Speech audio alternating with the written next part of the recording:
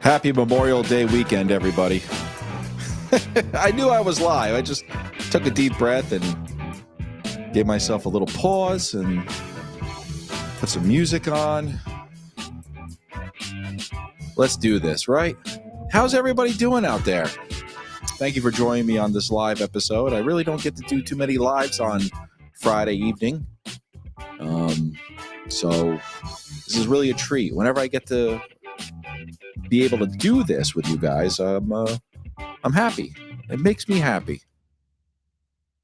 So, what do we want to talk about today? Oh, of course, we're going to talk about Halloween 6, Halloween 666, Halloween 666, The Curse of Michael Myers, Halloween 6, The Curse of Michael Myers, the Halloween 666, The Origin of Michael Myers, if you guys believe that. That was the original trailer when it came out. I remember that distinctively in the theater.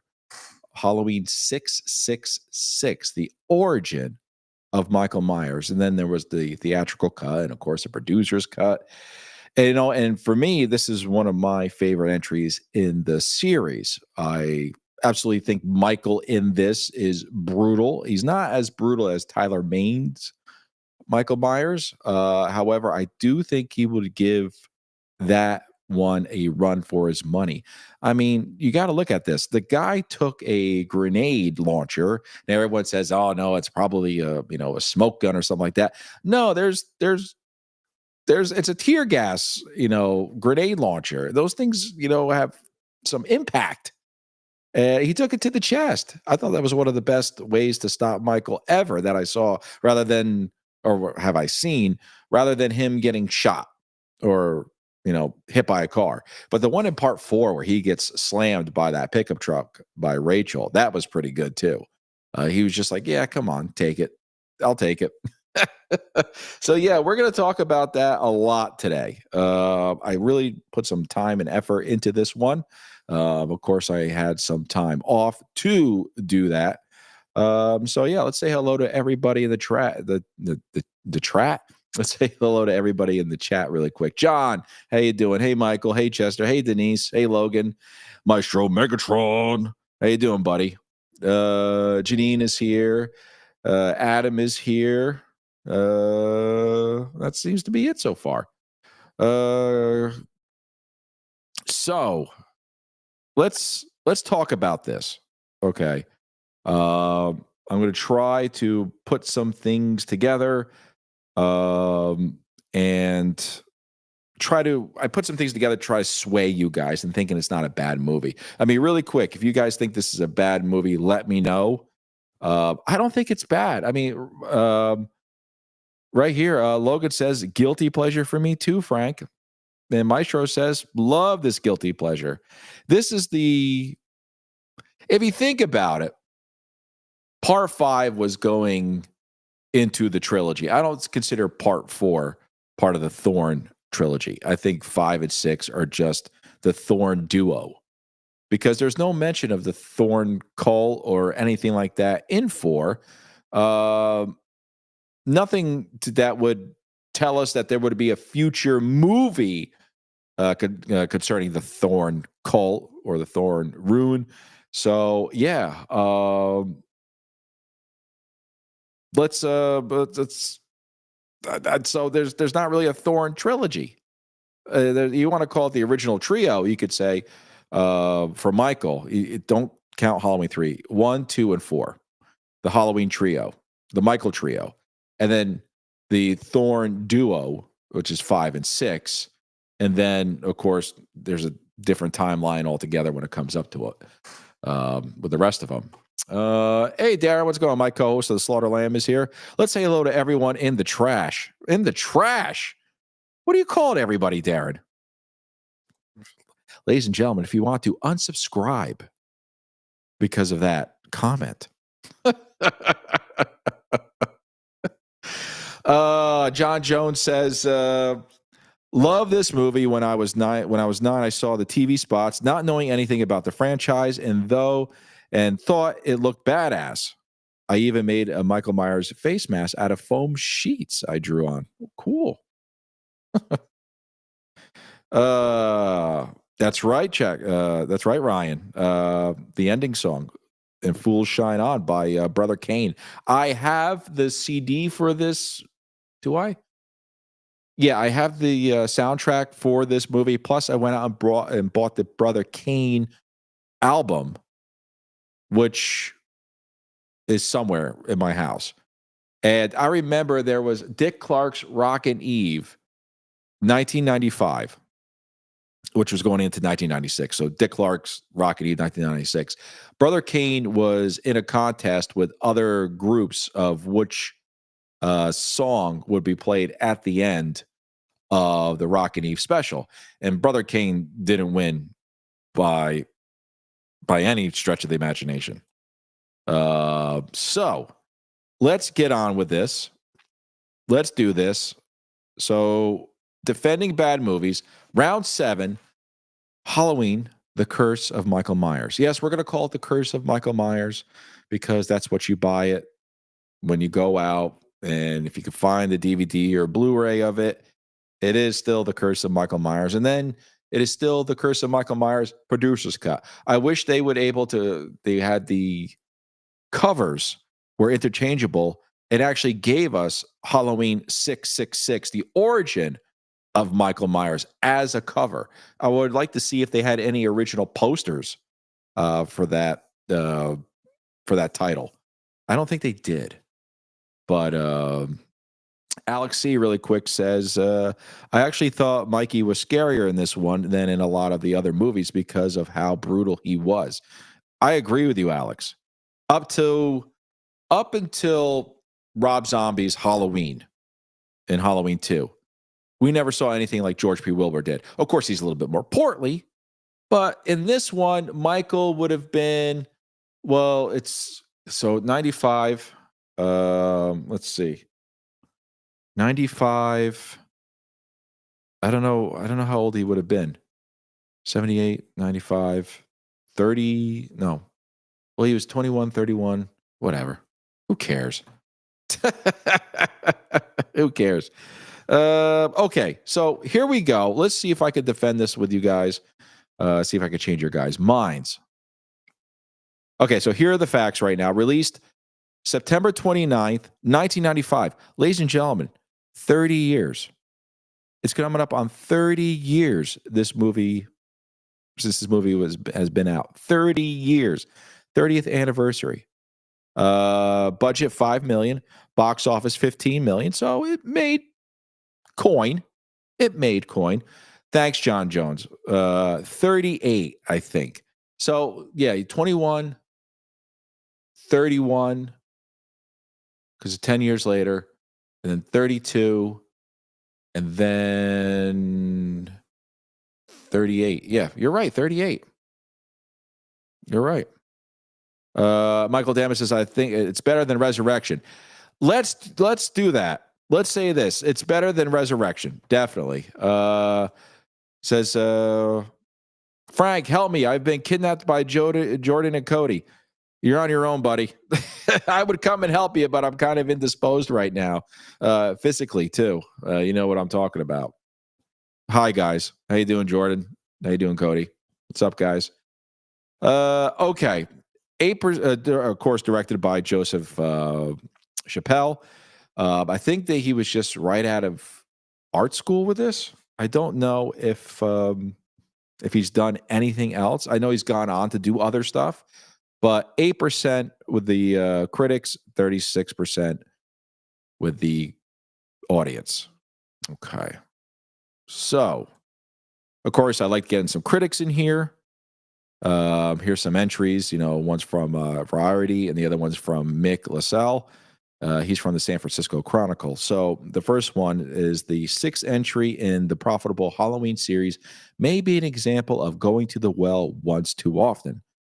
Run-of-the-mill horror item is notable only for a final appearance of the late Donald Pleasance, to whose memory it is dedicated.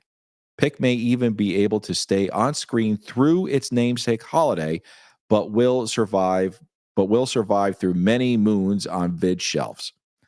Now, I think when this came out, I think this was rented constantly. I know I rented it when it came out about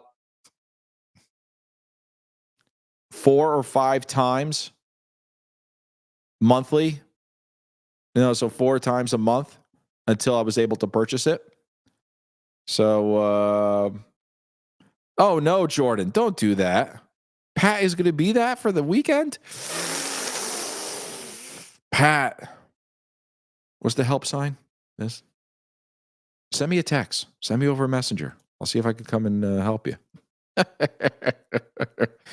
Okay, and here's from Mick. The film leaves open the possibility of a sequel, but with Pleasance gone, Michael Myers is going to need a heavyweight co-star. Perhaps Steven Seagal, who looks almost as perpetually nonplussed as Michael Myers does in that mask. Could you imagine Michael Myers in a movie with Steven Seagal? I think the way Steven Seagal looks, he may actually pull off Michael Myers. Alex, see, I remember this. This entry was on pay-per-view for a while. I remember for the longest time it was. And then I don't think the VHS came out for like another year and a half. But yeah, I rented it constantly, like I said before. And I love these little clips. Right here from Sean Means from the Salt Lake Tribune. Another Halloween. Will someone show Michael Myers the door? I love how they try to go into detail because these articles are on Rotten Tomatoes, but they only give like the first blurb.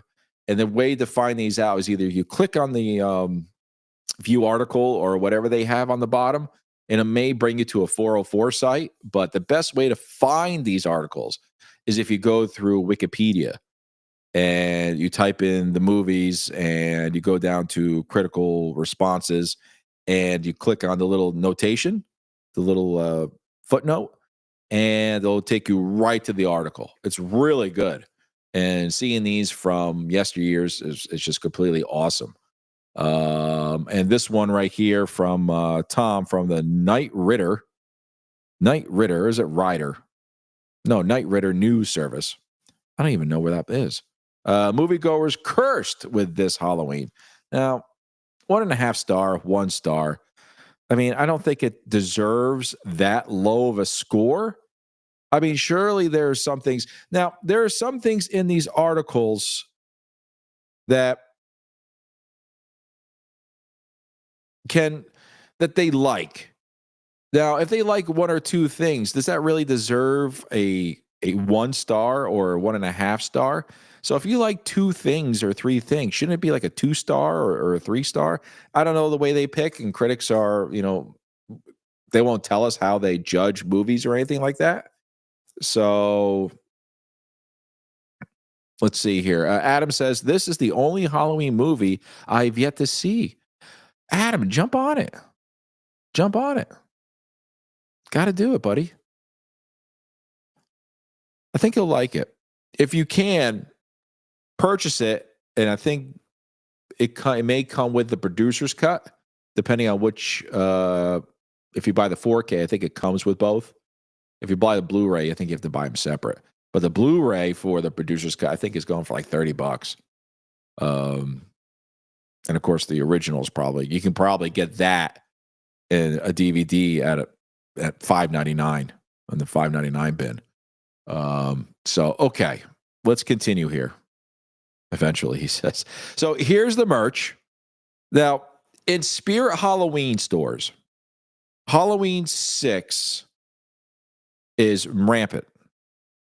Plenty of fleeces, shirts. They don't have really the mask, though, which is kind of a decent mask from Trick or Treat Studios. And of course, there's the Trick or Treat Studios Halloween 6 figure there, and the awesome NECA figure.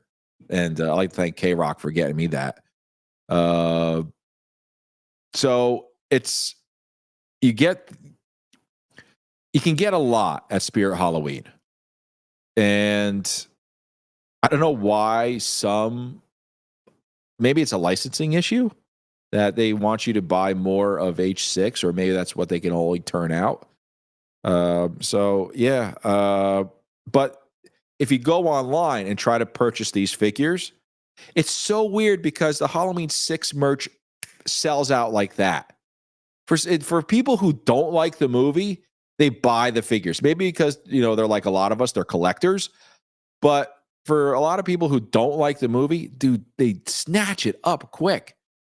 You can't find the mask on a lot of places. Especially that I went to go order on Trick or Treat Studios. I ordered the Before It Goes section, last chance before it goes on Trick or Treat. They had 4, H2O, 18, 5, and 6. They had 5 of those going for $100. So they were originally selling them when they first came out, like $140, $160, somewhere around there, close to $200. So I waited a lot. I knew a lot of that stuff was going to go down. So I waited, snatched them all up. And then they told me, sorry, we just sold our last batch of Halloween 6. And I'm like, okay, I'll just get them at a convention. Motherfuckers want these for $250, close to $300 for these. Eat ass. Really, I mean, that's just it can't. I mean, they were selling them for $100, but of course there's profit and everything like that. So I get it. Shamrock wants to know, do I have the Sam Loomis figure? I do have it. John Jones says, I love my Tots mask, and I got 2 H6 blankets from Spirit. They also have window clings that are modeled after H6. I'm telling you, man, you know, and Pat would know, and Brett would know. You hear that? It is downpouring here. Please do not let the power go out. Alex C says, if born in the 80s, this movie is a great reintro to the franchise. Born in 85, so the previous ones were foggy to me. Watching this entry made me go back to the early ones. H6 is a gateway drug. I have to agree with you because, as you guys know, if you're following Darren and I on the Slaughter Lamb, H4 was my first entry. I put that as my favorite. It's not the best. It's my favorite. And you could have that difference when it comes to movies. You can have a favorite movie and you know what the best movie is. Halloween 4 is my favorite movie, then probably 1, and then 2, then 6. I think that was right. But definitely Halloween 4, and then 6 is definitely in my top. Just because I saw it in the theater. I loved it. I love how brutal Michael was. I loved it. So, okay. Let's see. Was I frozen a couple times? I don't know. I don't think anyone else told me, Michael. I think I was just in thought. Okay. So, you ready for this? I hope I don't get taken down. Bear with me. A lot of these videos I have up, I had to play with them a little bit. I had to add either a glare to them or add some kind of haze and change the tone a little bit, change the voices. Not high voices, but let's see what Paul Rudd thinks about Halloween. Now, he doesn't give too much detail here, but this is from the Today Show, New York's NBC, and I think he was talking about Death of a Unicorn that came out earlier this year, around March. So let's take a look and Your first see what he movie, thinks about it. 30 years ago, Halloween. I had no idea. We have some video of it, of course. Oh, okay. Great. Of course. Let's see. Let's go ahead and roll it if we have it. Anytime. Thanks, Denise. Oh, yeah. Tommy? Look at that. I mean, look at that. Ooh, there's a little twitch. Yeah. That's real scary. This one was like, I remember, I'm hitting. I think he has fun with it. Look at this. It was coming after me, and I don't know what to. It's like a. Was that a laugh or was that a scare? There was a lot going on. I don't know what. A lot too. Tell me about this guy. Yeah, well, that's Tommy Doyle. It's funny because I haven't seen this in a while. The little. He knows the history. Right out of acting school. Yes, that's what I was going to say. I'm like, tell me about this Paul Rudd, this guy. This was it's his first movie. We all know that. It was the 6th. It was the very first movie I ever did. Oh, so it wasn't the first Halloween. It was No, your first it was Halloween. my first Halloween, but it was the sixth one. Oh, okay. Which, She's such an if you idiot, hadn't Savannah seen the Guthrie. first 5, you were probably lost in the Stupid story. cow. This reminds me, and again, thank you for the segue. So, how old or young does she think Paul Rudd is? She thought that he was in the original Halloween, and the original Halloween was 30 years ago. But every character likes to bring this. Every interviewer likes to bring this stuff up from the past. They show like, oh, here's your first commercial, and it'll be like, oh, great, But I think he's okay with this. I think he was all right. I think he's learned to live with it. Now, we heard that they tried to get Paul to come to age 45, even just for a day. And he was like, it was just too busy. He had his I think he was making Ant-Man at the time, or doing one of the Avenger movies or Civil War. I don't know. He was really busy. And of course, he's not going to give up a lot of that money just because of a few of us Halloween fans are going to pay him like $150 for an autograph and a photo. He would have been swamped. He would have to take a different section of the convention center just for him. And you know what? He may just been sitting there like Carl Weathers, not getting any autograph. But, one day when he gets older, which he's not going to get, he still looks good. I can't believe she thought, he was in the original Halloween. And that shows proof, ladies and gentlemen, that he doesn't age. Yeah, that's right, Denise. She's not very smart. This is why I don't like interviews with people who don't know what they're talking about. So you get a local, NBC is not, it's not, especially New York and LA. They're not low level entry news media stations. They have a lot of stuff going on. So I can understand, her reporting on things that were happening around the world at that time and getting Halloween mixed up. But she probably thought he was in the original Halloween and playing Brian Andrews. But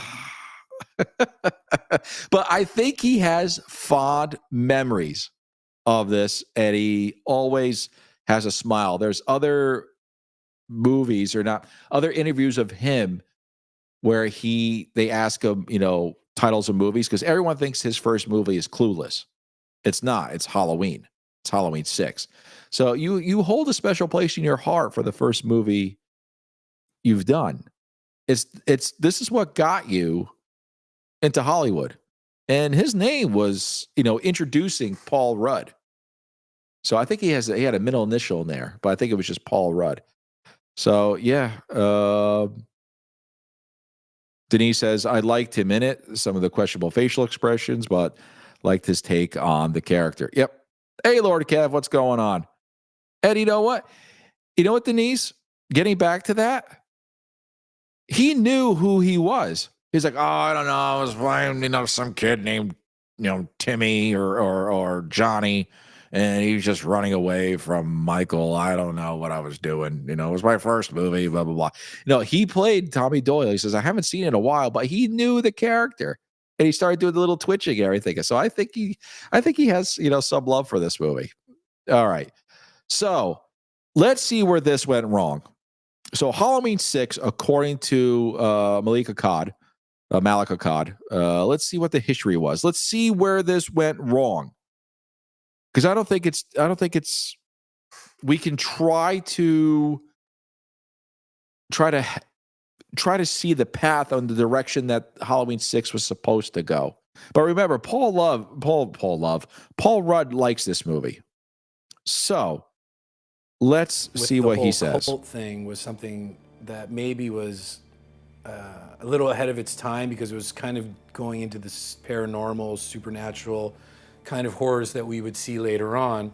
but for the classic slasher film, it might not have been, in retrospect, the best fit. But it had elements that were going to take this series into a new way. Yeah, I think that's right. I think the cult. Well, the whole cult thing was made in part 5, right? We said that part 5 is defendable, giving what Gerard Dominique wanted to do. So that was defendable.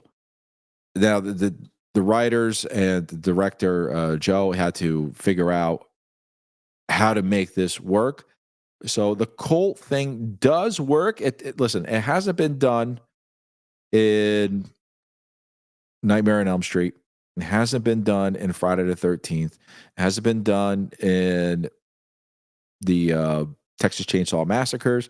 And before Chucky went to the cult of Chucky, it hasn't been done there either. So it fits with Michael Myers, the Sam Hain or Samhain, as we saw in part 2. We don't even know why he wrote that. So that part of part 2 can give you some kind of hint that there was a cult starting in part 2. So on the blackboard, when Dr. Loomis and all the cops are going over here and here and here. No, he wrote here. And it says, the cop says it's gibberish. And Dr. Loomis says, no, it's Celtic. Sam Hain, which is Samhain. It's the Lord of the Dead. It's the appeasement, the end of summer, the beginning of fall, where ghosts and where he tells Nurse Karen about ritual sacrifices and witches. It's about appeasing the gods. So part 6 has a direct link to Halloween 2. So I have to. Am I freezing? Am I? Let me do this, ladies and gentlemen. I don't know if I can change it. I'm sorry if I'm freezing. Should I come back in? All right, let me try this. I'm going to end, but I'm going to come back. I know I can't end. Uh-oh. Okay. I'm going to try. We're going to try to get through this together, ladies and gentlemen. I don't think I have. All right, we're going to try. Let me try something here. Let me try. Yeah, sorry, guys. If I leave, I can't come back. All right, we're going to have to deal with it. All right. Should I end it and come back in? I don't know. The audio is fine. Okay, if the audio is fine, we'll deal with it. Okay. I just have a lot. That's what it is. Okay, so the question of Danielle Harris. I know there's a lot of people who wanted to know about that. They sent me an email. A few people had said, "What is the take on Danielle Harris?" They should have been in there. So let's go through what Malik says about For the continuity Danielle of the Harris. series, we really should have had Danielle. So yeah, I mean, that's the one thing I think is a little scorned about that. So we'll forgive Malik on that. We'll forgive Mustafa. Let's just do it. I think it's because thanks, Lord Kev. So I'm fine, but you may need to refresh. I don't know, guys. We're gonna go through it. If the audio is good, that's all that matters. So I think JC Brandy is probably okay. I mean, the reason why Danielle wasn't in this is because between the price that they were going to pay her and what her representation wanted, they were just too far off. And they were just like, you know what, we'll find somebody else. And that's what happened. But of course, in hindsight, they're saying we should have Danielle. But let's continue with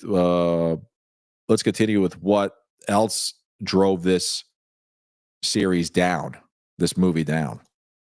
So what is the problem for Malik? What is the problem? I think the with problem part with six? 6, unfortunately, is that there was a lot of different visions of how the film should be.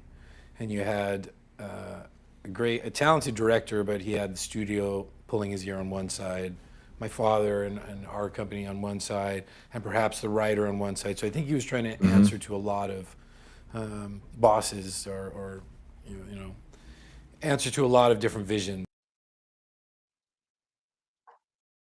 So you not only had, because remember there was a bidding war. John Carpenter was actually going to come back, but then the Weinstein Company actually outbid him, and you had the Weinsteins, which they always love to get their hands deep into production. They get into catering. I shouldn't have said their hands deep into that.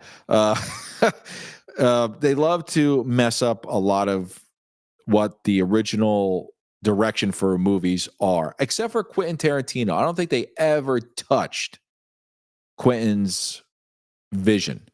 I don't think they had anything in it because he was like, blood, blood, blood. I want more blood. I want to see blood. I want to see nudity. I want to see blood, blood. Say that word. Say that word. He was always like that. And that was just right up Bob and Harvey's alley. So, of course, with Mustafa Akkad, he's just like, you get to put the boogeyman over there in the corner. You just don't want to, you can't just have him just looking around the shadows. This is part 6. We need to have Donald Pleasance there. We need to, it's subtle. There's very little blood in the movies of the boogeyman. So, and then you have Bob and Harvey. They're just like, no, we want blood. We want blood, gore, everything. Get some nudity in there. We love it. And then you had the writers coming in saying, this is not what I wrote. The guys are changing the script as I'm writing it. And then you also have the director going, who's that? Directors, I think, now, those of you who work for the industry, you know who you are. I think a lot of times, unless you're Spielberg or Nolan or a JJ, when you're just fresh out of school or get your first big gig after directing Diet Pepsi commercials and Newport cigarette commercials around that time, and beer commercials and snack commercials and MTV Video Music Award commercials and all that stuff. I think you would go whoever is paying your bills. And at that time, it was the Weinsteins. So, yeah, I think there was too much. And Malik said, yeah, there was really too much. Too many hands in the cookie jar. Okay, let's see. So what happened to the mix-up? Why is this so I think there was all a lot over of the place? autonomy on the Halloween films before that. So it was a new dynamic that you were now answering to studio heads as well as all the other department heads.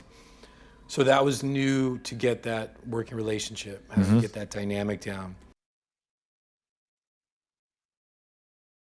Okay. So it's just people not talking to each other, people either talking to too many people. So it's a lot of mix up. And I don't know even how long this movie was being filmed for. Chester says, did you know that there are 3 actors who played Michael Myers in H6? Wilbur Lerner as an additional shape and Brad Harden as second unit additional shape. Yeah, because Wilbur had a little argument and Lerner came in and he was the one that was walking through the tunnel, and he actually is the one that pushed that doctor or that operating room through the door. So, through the cell door. That's his dad. So yeah, I knew that, Chester. Yep, but thanks for reminding us. Okay, so Malik continues. Is there any more problems that we have to know about 6? Studio had one very definitive idea, and my father had an idea, and Joe Chappelle was kind of, I believe, more in the middle.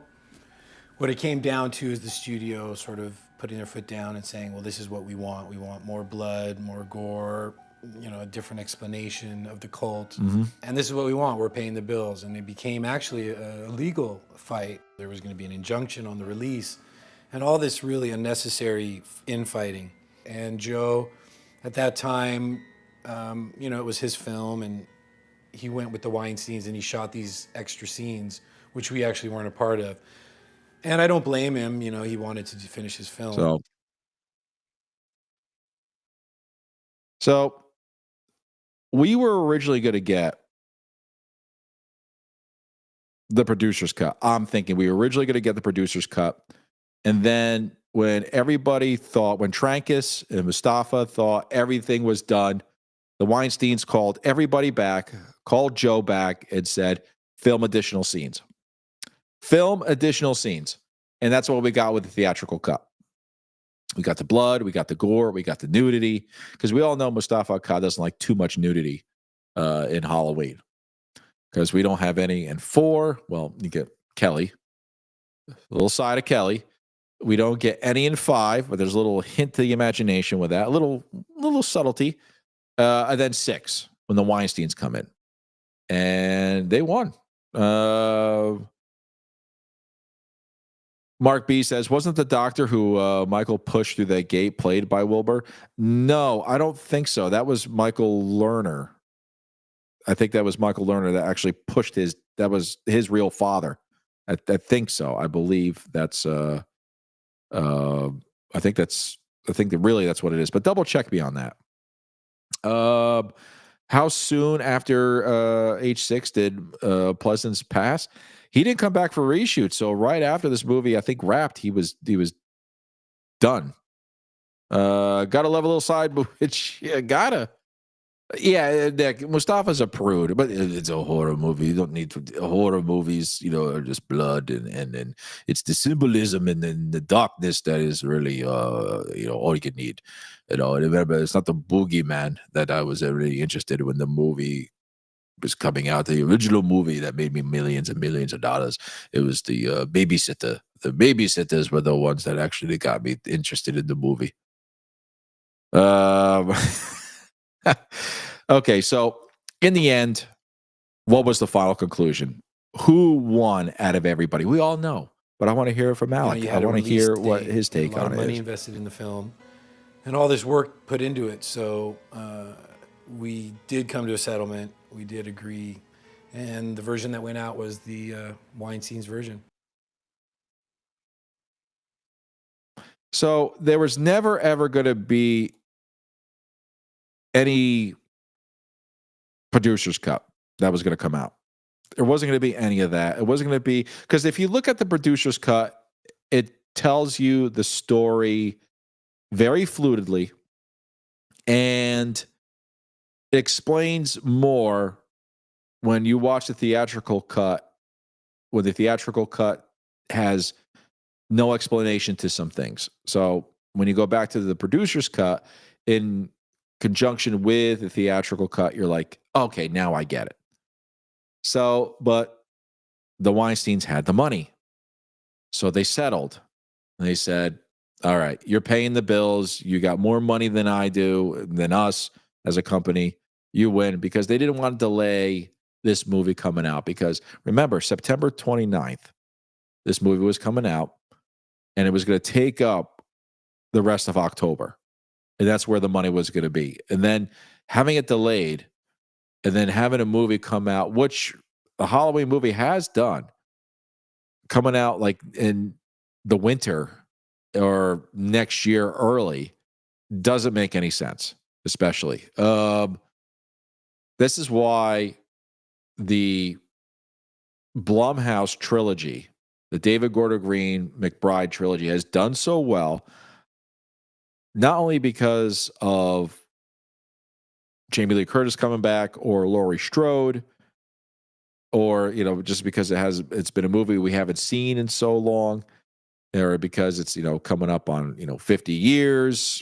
It's because it was set in October, and October is when horror movies come out, and it's a very slow time for the movie industry. And they weren't going to push this out till, to summer blockbusters. It wasn't going to do anything. The Blumhouse trilogy wasn't going to do diddly squat in the summertime. It wasn't. Not with summer blockbusters. Anything with Tom Cruise or, action movies or Marvel or DC movies. It couldn't go up against that. It's not going to. So they knew, Mustafa Akkad and Trankis knew that, hey, you win. It's going to come out. You want to put out your variation on this script and put more blood in it and everything. It's probably the first time Mustafa Akkad actually felt weak. I don't want to say felt weak. I want to say it's the first time somebody stood up to him, because a lot of people who went in to talk to him, and there's videos of this and interviews with people, he was a very intimidating man. He was a fun guy, though, behind the scenes once he got his way, and he loved people fighting back and forth. But the Weinsteins actually said, this is what we're going to do it, and ching, ching, ching, fold, fold, fold. We're going to do it our way, and we'll hold it hostage because you know what? We got Quentin Tarantino movies to produce and get out there. We could let it sit on the shelf. We got oodles of money. So, yeah. Denise says, I'm surprised the Weinsteins didn't ask for more show and tell scenes. They probably did, but then I would have said, we don't have any time. We're running out of footage. Would you rather have blood or boobs? And they're probably like, oh, blood is cheaper. It probably is. Logan says, this movie has better Halloween atmosphere than 78, and we all know it. A lot of rain, right? A lot of rain in the beginning. 4 has great atmosphere. And you know what, Logan? Hot take. I agree with you. I'm going to say that part 6 does have that coldness and that fall setting. So, yeah, you could say, well, Frank, they were filming in, California, the first one, in Pasadena. And I'm gonna be like, yeah. And then they had the fake leaves, and they tried so much, and it was small. It didn't have a large budget compared to what New Line had. No, not New Line. Dimension Films, because actually John Carpenter and New Line, like I said before, was the ones that were outbid. But it was. I actually could agree with you. I'm actually going to agree with you. It does have better atmosphere. That may be a good video to talk about. Andrew Stevens says, Denise, they didn't want to invest more money into this. Hell, they gave $1 million to the budget to Hellraiser movie at that time. Yeah, God, yeah. John Jones, agreeing with you, Logan. I agree about the atmosphere. It reminds me of how fall is in my hometown. So, yeah, score points. Atmosphere 1. All right. Let's see here. I'll say, which one does Malik like more? So let's see. What does he say? We didn't get to finish the producer's cut version. So even what's come out as a producer's cut version is not where we would have ended. But I think if I had to pick between the two, I'd pick the producer's cut personally. So there he is. He likes the producer's cut because I think it involved more of his father. He was actually more on set himself. He was a young, I think he was a young producer at the time. I think this was his first movie that he actually had a title in. So he likes the producer's cut. And then did you hear what he said when he said that this movie, the producer's cut that we got, is not even all the footage. It's not all the footage, ladies and gentlemen. So when you go into your DVD collection or your 4K collection, if you got it from Screen Factory, and you watch the producer's cut, it's not all of it. So there is some stuff still out there, or it's on the cutting room floor. We're never going to see it again. It's like the massacre scene. It probably is like that. There's so much stuff from these movies that we're never going to see. We're never going to see it. We're never going to see the light of day. They're not going to see it. We're not going to see they're not going to see the light of day. So I wish we could have gotten more explanation from the producer's cut, but it is what it is. So the differences between the theatrical and the producer's cut. Now, of course, these are just some. It's not all. These are mostly from the producer's cut. Jamie, in the first one up here in the top left-hand corner, Jamie is shot by Wynn instead of being killed directly by the farm equipment. Michael, of course, towards the end, in the middle here, he's being trapped by the Celtic runes and stones. And, you know, if you remember that, he grabs Tommy Doyle by the neck and he's trying to choke him out. And Tommy says Sam Hain makes him stop. Again, alluding back to part 2. We also get Loomis right here receiving the Cult of Thorn tattoo on his wrist. And you know what? Even if he died, we would have had an explanation if they filmed it. This is the problem I have with a lot of people that make movies. There was the Lord of the Rings. I think it was in Return to the King. Christopher Lee, his character. I'm not a Lord of the Rings expert, but I think, you know, he wasn't in Return of the King. So they just said, we took care of him. You know, everybody, the army or the trees or something like that said, we took care of him. He's not going to bother anybody anymore.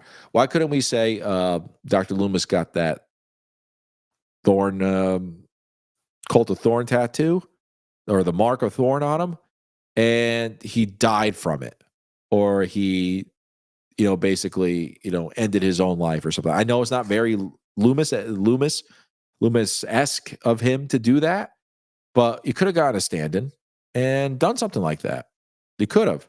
And of course, on the bottom, you had the ritual, and then you have Tommy jumping out and holding Wynn at, you know, at knife point here, saying, you know, let everybody go. And you know, I always thought Wynn in the producer's cut saying, you should join us. You have talents. I thought that was really weird. The marked of Thorn, it's his mark. Yeah. It's his mark. Wasn't Malik a producer on H6 or something? I might be wrong. No, I think he was. I think he was. This was his first one. And then he says that explains a lot about the ending. They didn't even finish it. It felt rushed. Like, again, Donald Pleasance died before they can come back for reshoots. He was very poorly. What's up, MAGA? What's going on, buddy? Haven't seen you in a while. Hope everything's good with you. So, is this movie, ladies and gentlemen, you heard from Paul Rudd. Paul Rudd basically had pretty good, you know, fond memories of this. And Malik.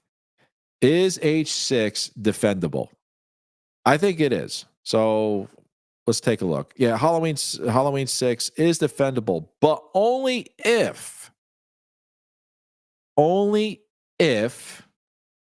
you got the scenarios coming up in the next slide. So really quick, ladies and gentlemen, I want to know, do you like Halloween 6? And if you don't, tell me the reason why you don't. I think Halloween 6 is a great movie. I think it's one of my favorites, like I said in the little spiel the description for this YouTube video. I think Michael's brutal. I think the atmosphere's here. I agree with you, Logan. I think it's bloody enough. And I think it makes a whole lot of sense. Only if, though, and I've said this before, if you leave the producer's cut beginning, which is really freaky, and you put the theatrical cut ending with it. You have to take both movies and mash them together. Take out, I don't like the beginning of the theatrical cut. I like the beginning of the producer's cut because it explains more. Up to the part where they get drugged, Loomis and Tommy. Then you switch it to the ending when they go into Smith's Grove. If you switch it to the ending of that theatrical cut, it becomes one big, perfect Halloween movie, in my opinion. All right. Denise says, I like it even with the flaws. And Andrew says the Take a Shape book for H6 has helicopter and machine guns in the ending. True Lies moment. Oh, God. Yeah, it was a real action movie. Remember in part 5, we were supposed to have Billy doing stunts off of Michael BMXing. Come on. Jason, what's up, buddy? Frank, my buddy, have a great show. Got to work, but hell yeah, a friend to hear tonight. Hey, everyone, much love. Much love to Jason Drawn, ladies and gentlemen. Check him out. Love Jason. Great stuff. Very talented man. Alex C says H6 has a grindhouse raw feel to it.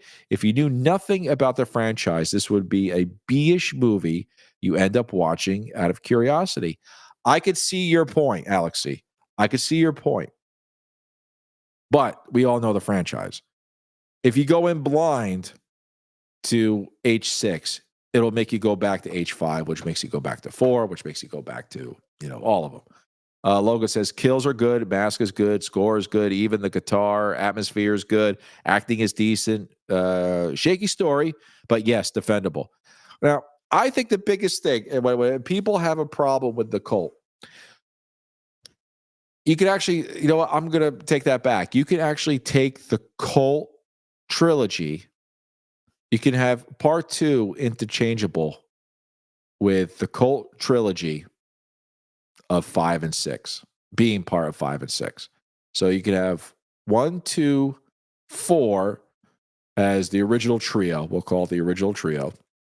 And then you can have 2, 5, and 6 as the Thorn trilogy, or 2, 4, 5, and 6 as the Thorn quadrilogy or something like that. So I think you could defend it, but you have to tell the people who don't like it, who don't like either, you have to put the producer's cut beginning of the movie and add theatrical cuts ending. I think the theatrical cuts ending is a lot better, but I do think the producer's cut beginning is the way you start out with this movie. So it's up to debate for everybody. Yeah, so that is I tried to defend it. I tried to give you guys, some points going back and forth. I try to give, when I do these, is these movies defendable? I try to give other viewpoints and where these movies have messed up. I think I did a pretty good job with part 5, especially with Dominique, saying this is where stuff was going to happen. Where it went wrong. So Chester says really quick, the music is great by Howarth. But in the theatrical cut of the ending, parts of the guitar isn't him. It's a different guy named Paul Rabjohns. Yeah, the producer's cut has more original music in it, which is also a good thing about the producer's cut. So Alex C says, let's not forget Kara's action hero dive through the window. Epic. Yeah. Yeah. So, yeah, let me know in the comments. This was going to be a quick episode. We're going to be doing this for about an hour. I can't defend this movie for 2 or 3 hours. And I know it's a Friday and people are out doing, vacation things or going away. So if you guys like it, give me a thumbs up. I could do more of these. I don't think I could do any more Halloween. I think I covered most of the Halloweens that we want to talk about. I don't think I could do Ends because I actually like Ends, and I know a lot of people are 50-50 about that. I think I'm going to go on to Jason X, which is a guilty pleasure of mine. And I think I might do the Nightmare on Elm Street remake because that seems to be a consensus of people hating that, like really hating that. What else I got coming up? My Scream video is almost done. Final touches. Trying to get away from some copyright issues and tweaking it a little bit to where it's understandable. And I got a Superman video coming out for you comic fans. Yeah, so I got some things, and I'm also doing some shorts, some funny shorts, like I did with Predator and Pet Cemetery. So Pet Predator. I like doing that stuff because I think it's funny. So yeah, I hope everybody has a good Memorial Day weekend. I hope you enjoy your bank holiday over there in the UK, and I want you guys to be safe and come back again. And that'll be it for me. All right, ladies and gentlemen, thank you for joining me. I'll catch you next time. Bye.